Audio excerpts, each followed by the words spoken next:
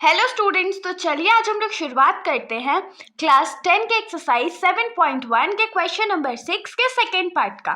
Question number 6 का जो first part था वो हमने पिछले वीडियो में कवर कर रखा है, तो जिन्होंने वो पार्ट नहीं देखा है वो मेरे चैनल पे प्लेलिस्ट पे जाकर के आराम से देख सकते हो।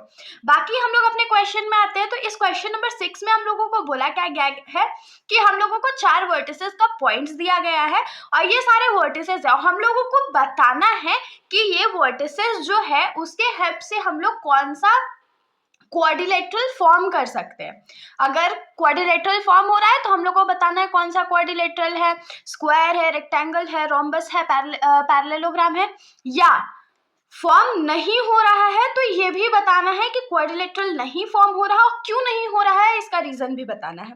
तो क्वेश्चन बहुत सिंपल सा है। तो सबसे पहले हम लोग इसको सॉल्व करने के लिए क्या करते हैं, तो डिफरेंट वर्टिसेस इसको अज्यूम कर लेते हैं। तो हम लोग क्या लिखेंगे, let A B 3,5, B B 3,1, C B 0,3 and D B -1, -4। यहाँ पर हमने ये सारे जो पॉइंट्स है उसको अज्यूम कर लिया है। अब हम लोग क्या करते हैं, पहले ए बी का डिस्टेंस निकालेंगे, बी सी का निकालेंगे, फिर सी डी का निकालेंगे और फिर ए डी का निकालेंगे। उसके बाद हम लोग डिसाइड करेंगे कि डायगोनल का वैल्यू हम लोगों को चाहिए कि नहीं चाहिए। तो यहाँ पर लिखेंगे A B is equals to √under x2 minus x1 का square plus y2 minus y1 का स्क्वायर। तो ए बी में हमारा x2 ये होगा, तो x2 क्या हो जाएगा, 3 माइनस 3 का स्क्वायर प्लस y2 में क्या होगा, 1 माइनस 5, नहीं -5 नहीं है, नॉर्मल 5 है, तो -5 का स्क्वायर। तो यहाँ पर हमारे पास क्या हो जाएगा, 3 माइनस प्लस 3 का स्क्वायर प्लस 1 में से -5 जाएगा तो -4 बचेगा, तो ये -4 का स्क्वायर हो गया। तो यहाँ पर क्या हो जाएगा, 3 + 3 6 का स्क्वायर प्लस -4 का स्क्वायर। तो 6 का स्क्वायर क्या होता है, 36 होता है, प्लस 4 का स्क्वायर क्या होता है, 16 होता है। तो इसको ऐड कर लेते हैं, तो 6 और 6 12 हो गया, बाकी हाथ में रहा 1, 3 और 1 4 और 1 5, तो √52 हो गया। तो 52 को हम लोग ब्रेक कर लेते हैं, 2 के टेबल में ये आएगा हमारा 2 और 6 26 बार में और ये 13 बार में। तो यहाँ से हम लोग क्या लिख सकते हैं कि ए बी का जो वैल्यू है हमारा वो 2√13 है। इसमें तो होप सो कोई भी दिक्कत नहीं हुआ होगा। अब हम लोग बी सी का फाइंड कर लेते हैं डिस्टेंस।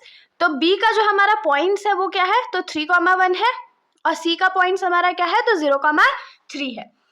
तो यहाँ पर BC का डिस्टेंस फाइंड करने के लिए क्या करना पड़ेगा, डिस्टेंस फॉर्मूला का यूज करना पड़ेगा। तो डिस्टेंस फॉर्मूला हमारा क्या होता है, x2 माइनस x1 का square plus y2 minus y1 का स्क्वायर। तो x2 हमारा क्या है, 0 -3 का स्क्वायर प्लस y2 क्या है, तो 3 - 1 का स्क्वायर।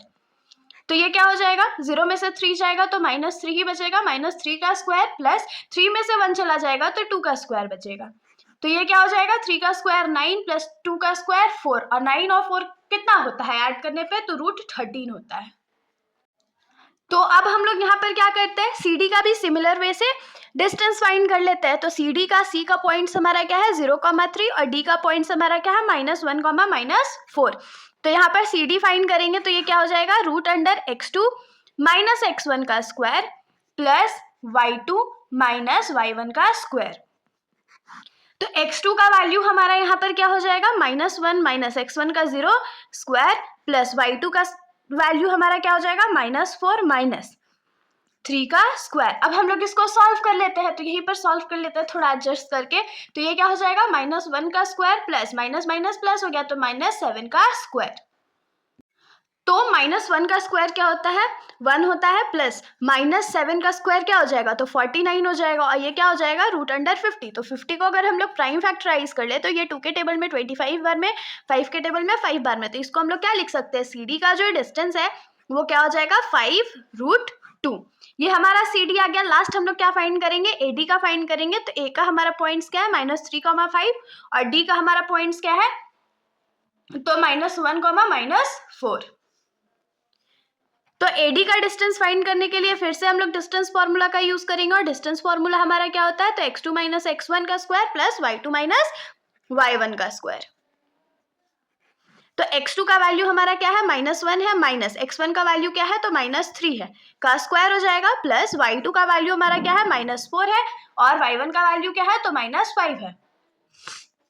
तो यहाँ पर हम लोग लिख लेते हैं ये -1 माइनस माइनस प्लस, और ये 3 का square plus minus minus plus हो गया, तो साइन तो माइनस का रहेगा, और 5 + 4 क्या होता है, तो 9 होता है, इसका स्क्वायर हो गया।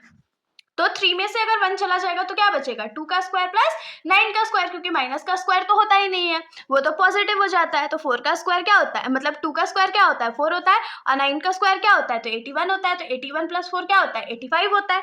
तो 85 को हम लोग क्या करते हैं, प्राइम फैक्टराइज कर लेते हैं, तो ये 17 होगा, तो इसको हम लोग और सॉल्व नहीं कर सकते। तो ये क्या हो जाएगा, एडी का जो वैल्यू है वो √85 हो जाएगा, √85 यूनिट्स। तो यहाँ से हम लोग क्या लिख सकते हैं कि सिंस ए बी जो है वो BC के भी बराबर नहीं है, CD के भी बराबर नहीं है, और AD के भी बराबर नहीं है, मतलब कि ये चारों साइड जो है इस क्वाड्रिलेटरल के, क्योंकि वो इक्वल नहीं है, इसीलिए हम लोग क्या बोल सकते हैं कि नो क्वाड्रिलेटरल